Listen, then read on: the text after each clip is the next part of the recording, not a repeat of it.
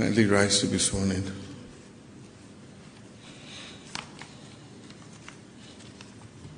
We'll start with the oath of allegiance. And you say after me, I do in the name of the Almighty God swear that I'll bear true faith and allegiance to the Republic of Ghana as by law established, that I uphold the sovereignty and integrity of Ghana, and that I will preserve, protect, and defend the Constitution of the Republic of Ghana. So help me God. We'll take the oath of a Minister of State. And you say after me, when I get to having been appointed, you indicate Deputy Minister of the Republic of Ghana. I, having been appointed, do in the name of the Almighty God swear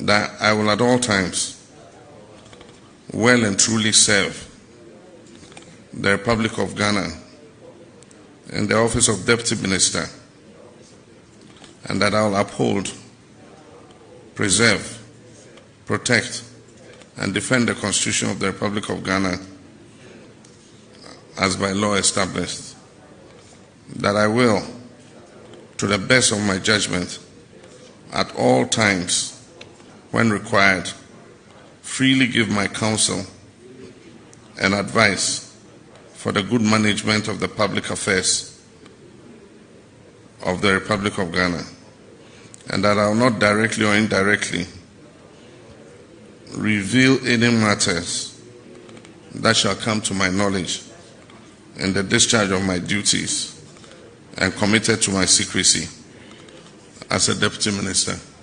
So help me God. We'll take the last one, which is the oath of secrecy. And it follows the same pattern. And so you say, I, holding the office of Deputy Minister, do in the name of the Almighty God swear that I will not directly or indirectly communicate or reveal to any person any matter which shall be brought under my consideration or shall come to my knowledge in the discharge of my duties, except as may be required for the discharge of my official duties or as may be specially permitted by law. So help me God. Congratulations. Thank you, Mr. President. Please be seated. Oh, we can do it better. Please, let's give them a round of applause. Congratulations. Thank you very much. At this juncture, we would invite the deputy ministers who have just been sworn in to receive the instrument of appointment. So, starting with Honorable Dorcas Tofe, Deputy Minister for Transport.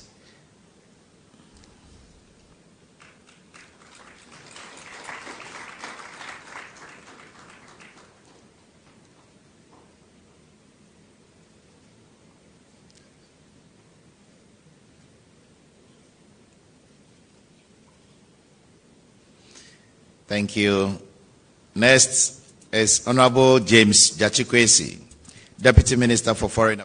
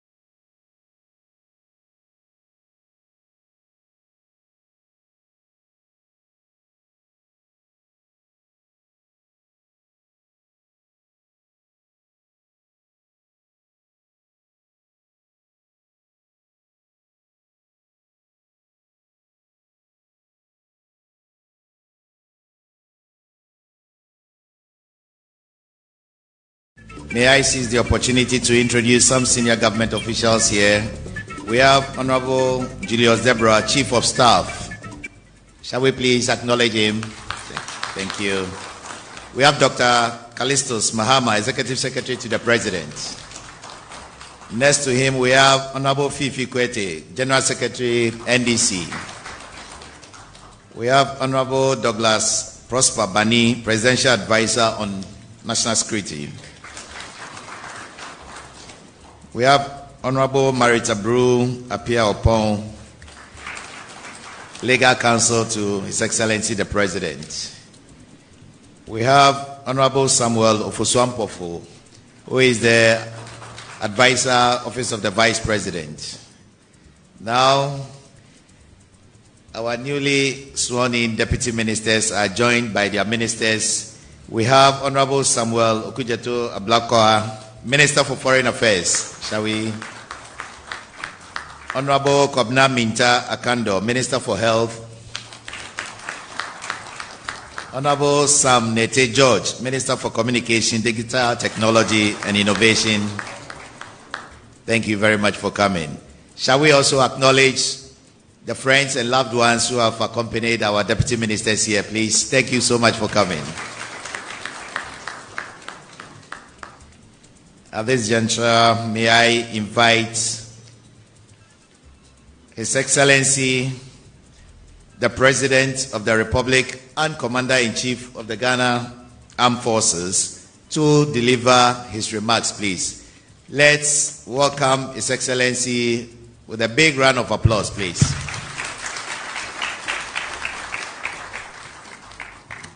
Thank you. Kindly resume your seats. Thank you very much. Let me once again congratulate you on your swearing in. You've transitioned from being deputy ministers designate to full deputy ministers. Congrats. Your Excellency the Vice President, the Honorable Chief of Staff, Honorable Ministers of State, Honorable Members of Parliament, senior government officials, newly sworn in deputy ministers, distinguished guests, friends and family, members of the media, ladies and gentlemen. Today's ceremony marks a significant milestone in the full constitution of the executive branch of government under my leadership. With this swearing in of the final batch of deputy ministers, my administration completes its full team of 60 ministerial appointees. This is a clear expression of our resolve to establish a new paradigm of a lean, purposeful, and effective government. From the outset, I made a commitment to the Ghanaian people to restore trust and discipline in public service by building a government that is not bloated but balanced, by building a government that is not extravagant but efficient, a government that is not excessive but effective. We're entering a new era of public leadership, one that is defined not by titles and numbers, but by the results we deliver and the integrity with which we serve the Ghanaian people. As I noted when the first batch of ministers was sworn in, deputy ministers would only be appointed to ministries with a heavier workload and extensive oversight responsibility. In line with this policy, the appointments we are making today are to 4 key ministries: the Ministry of Transport, the Ministry of Foreign Affairs and Regional Integration, the Ministry of Health, and the Ministry of Communications, Digital Technology and Innovation. These are critical ministries that are enablers of our national transformation agenda. They anchor Ghana's social infrastructure, economic competitiveness, and diplomatic outreach. It is therefore essential that they are properly resourced and staffed with capable leadership.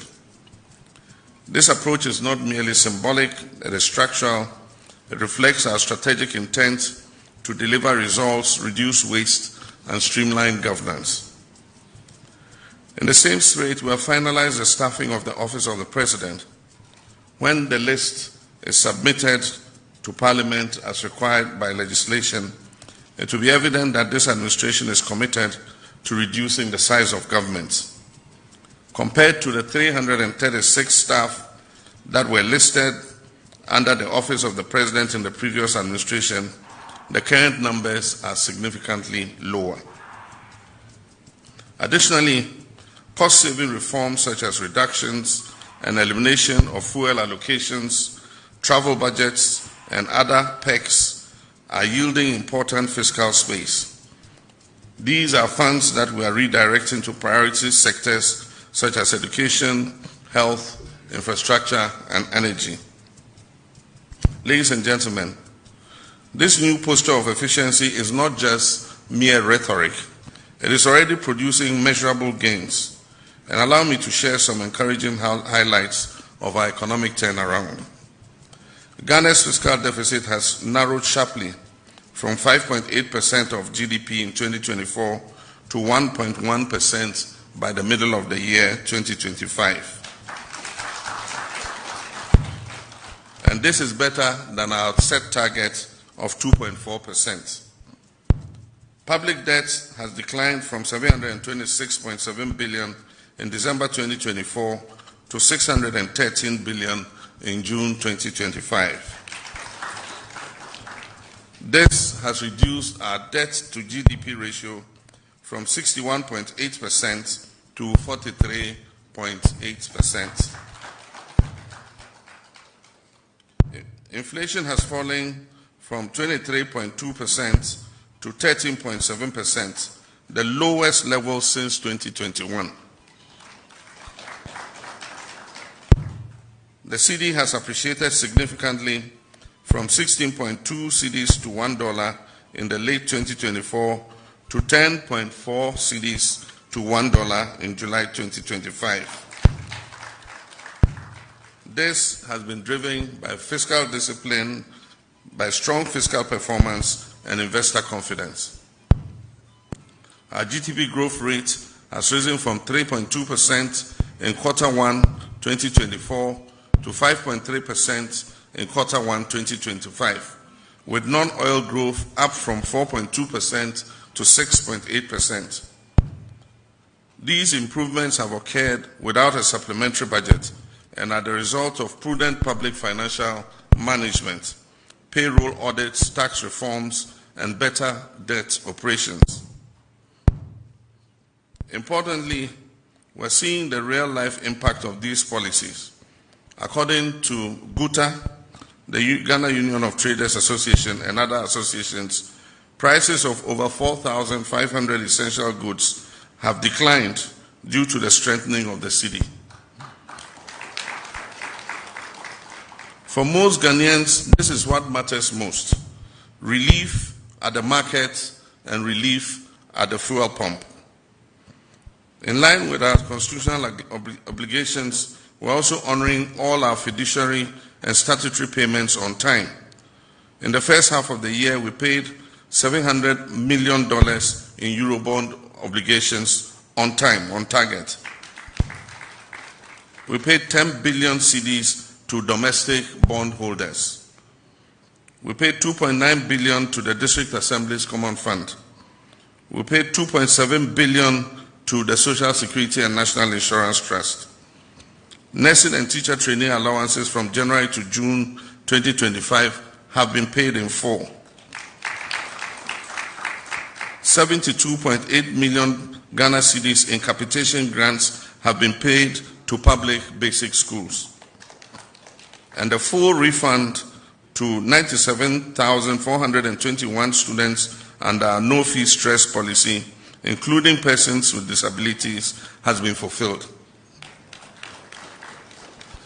We're also moving rapidly from policy to execution under our Big Push infrastructure initiative.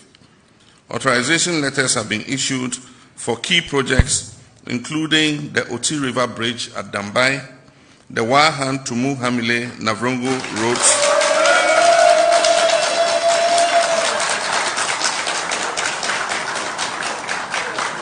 okay, Sukwaru supporters are here. The Adenta Dodoa Dua Carriageway Shai Osudoku and Kwa are not here, so. The Jinejine Sampa and several other major road projects are going to see reconstruction. Procurement is currently underway, and soon I'll commence sod cutting for the start of the big push projects at 5 locations to represent all the road sector big push projects. We have selected 5 locations to cut sod. Additionally, small-scale gold exports through the reformed gold board mechanism have more than doubled in tonnage, with export values up nearly 180% in the first half of 2025. This has boosted our foreign reserves and contributed to the city's stability. Through fiscal discipline, we've kept expenditure 14% below target. This was driven in part by interest payment savings of 5.1 billion Ghana cedis, prove that we're not just cutting costs, but we're strategically prioritizing spending. Colleagues, ours is a disciplined administration, one that never abandons its social responsibilities, even in the pursuit of economic stability. Leadership, as I've always said, is not about austerity alone, it's about choices. And we have chosen to spend wisely while investing boldly.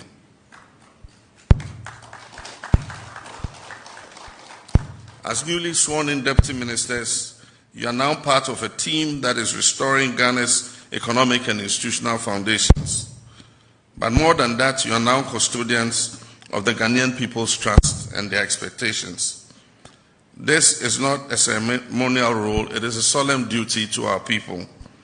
You are to serve with humility, honesty, diligence, and accountability.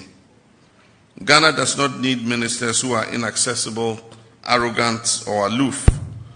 Ghana needs leaders who will listen, who will act, and who will deliver for them. I therefore remind you once again to comply fully with the Assets Declaration regime. Adhere strictly to the government's essential travel policy. And before you leave the presidency today, make sure you obtain a copy of the Code of Conduct for Political Appointees. You must make that code your compass. It should be your second Bible or your second Quran. Read it diligently and let it guide your conscience and your conduct. Let it remind you that public office is not an entitlement, it is a covenant with the people of Ghana. The people of Ghana hold us to a higher standard than our opponents, and so let us work to meet their expectations and let us not disappoint them. Additionally, you must work with your ministers as a team. The Constitution says that deputy ministers are appointed to assist their ministers, not undermine their ministers. And so work as a team with your ministers because our objective is the same. We are measured not by the policies we draft, but by the lives that we improve.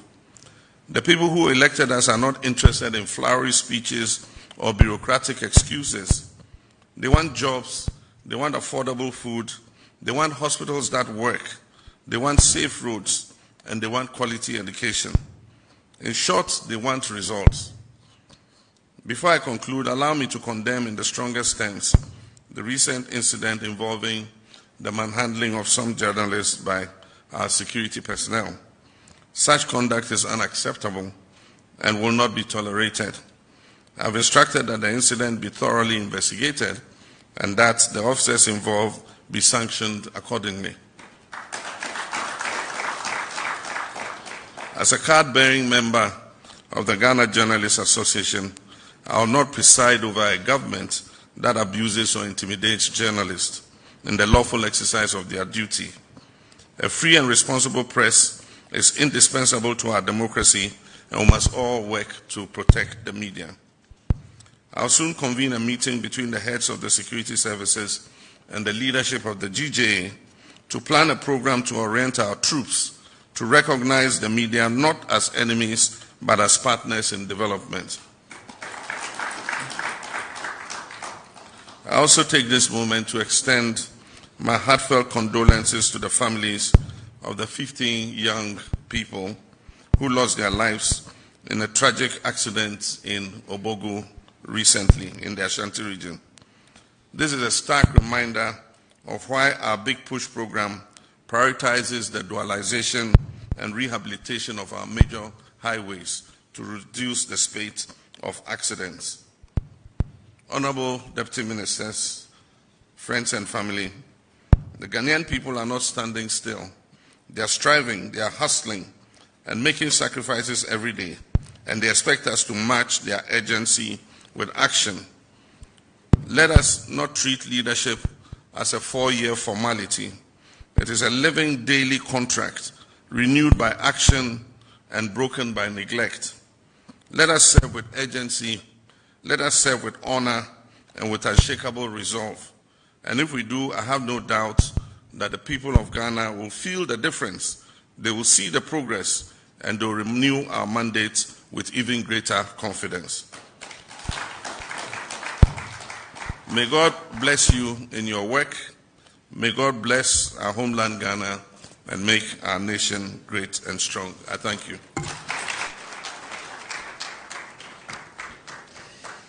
Please, let's do it better. Let's do it better. Thank you very much, Mr. President, for those illuminating words. I believe our newly sworn in deputy ministers have taken note. Your Excellency, as our distinguished deputy ministers prepare to undertake their responsibilities in advancing the government's agenda and serving the people of Ghana with utmost dedication and integrity, may I invite Honorable Mohammed Adams Superu to speak on behalf of his colleagues. Shall we please welcome him with a round of applause, please.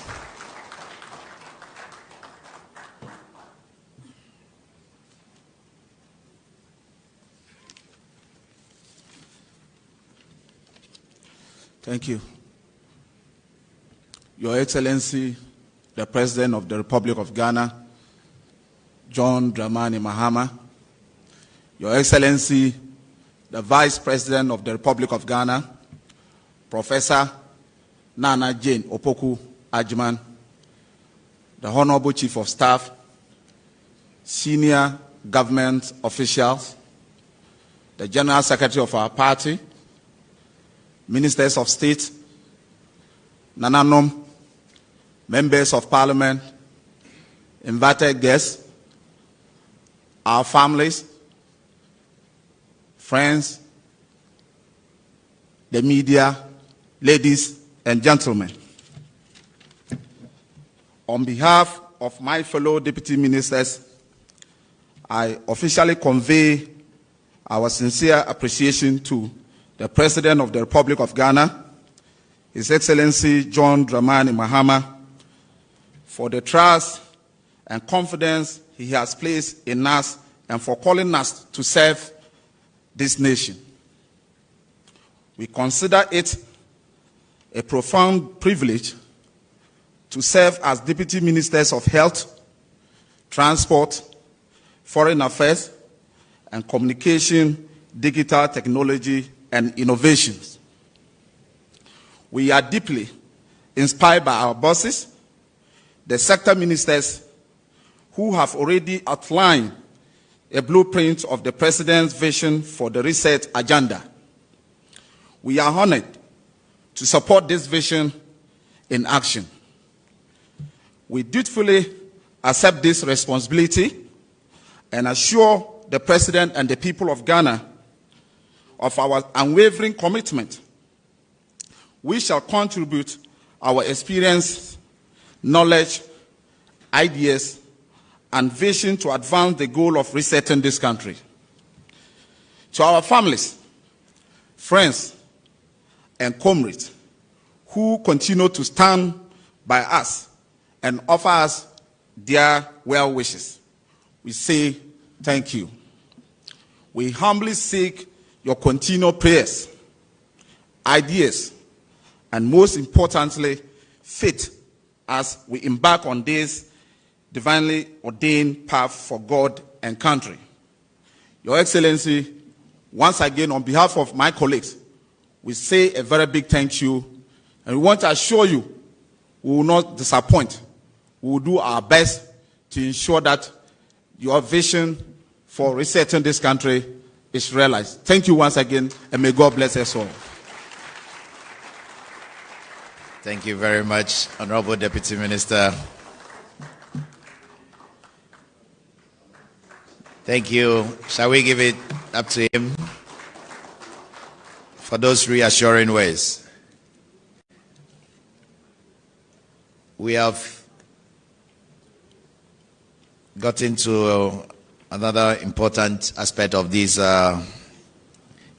program, where we would have to take memorable pictures to show to our friends, families, and the whole world. So please, this is how we're going to do the photo session. Each deputy minister will have the privilege of taking with His Excellency, the President and Vice President, and then we'll invite your families. When we are done, then we'll have a group one. The four of you would have with Mr. President, Vice President, and senior government officials. So, with the permission of His Excellency the President, may we now start the photo session, please. First on the list is Honorable Dorcas Tofe. Please, can you please proceed?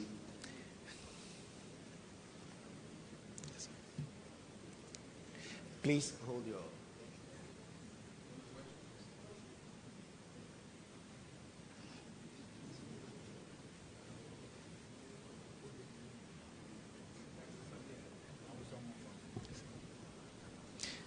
Please, the family should get ready. Thank you. Family, please.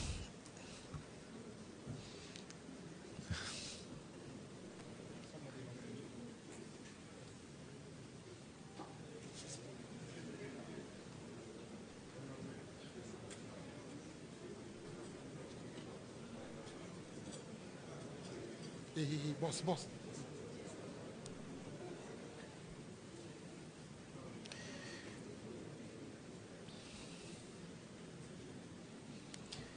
Okay, ready?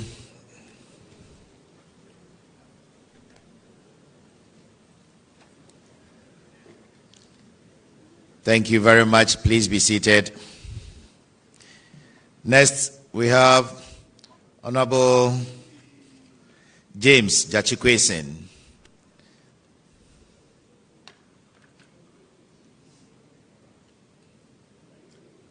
Please, the family should get ready.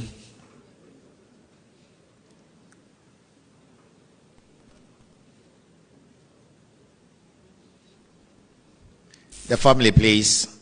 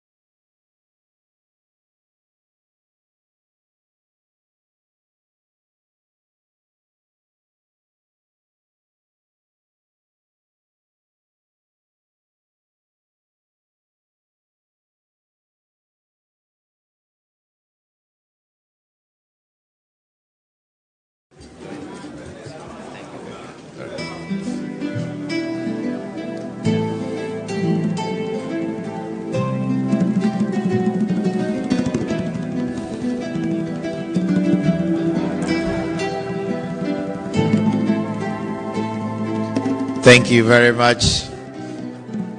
Wow. That's the largest contingent.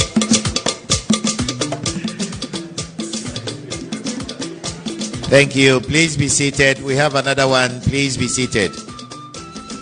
Please be seated. Next, we have Honorable Dr. Grace Ayensu Dankwa.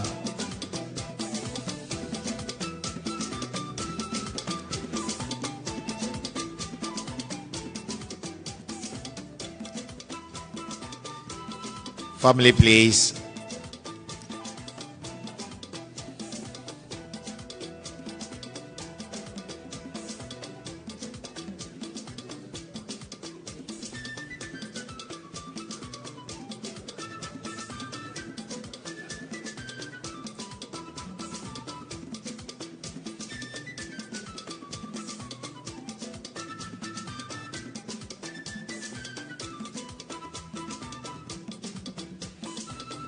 Ready, please. Yep.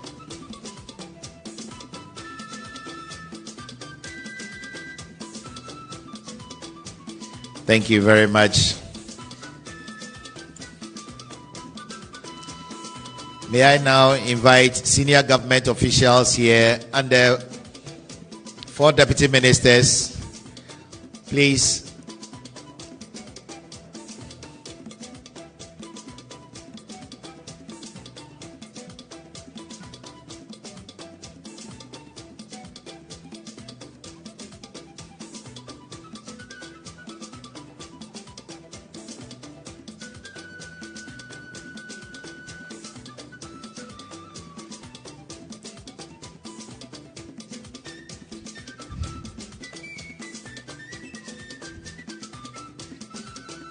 Thank you. The deputy ministers, please kindly stay.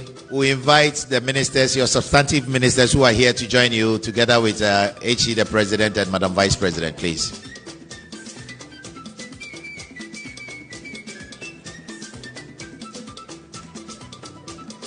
The last group, I understand we have some members of parliament. Please stand by. Just the last one.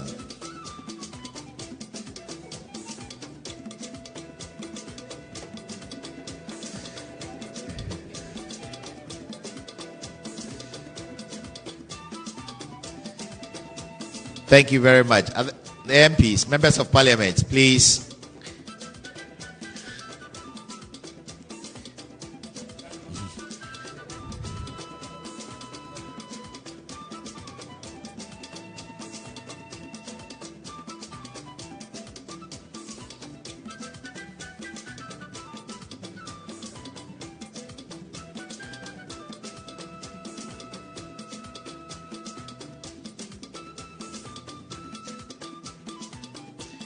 Thank you very much.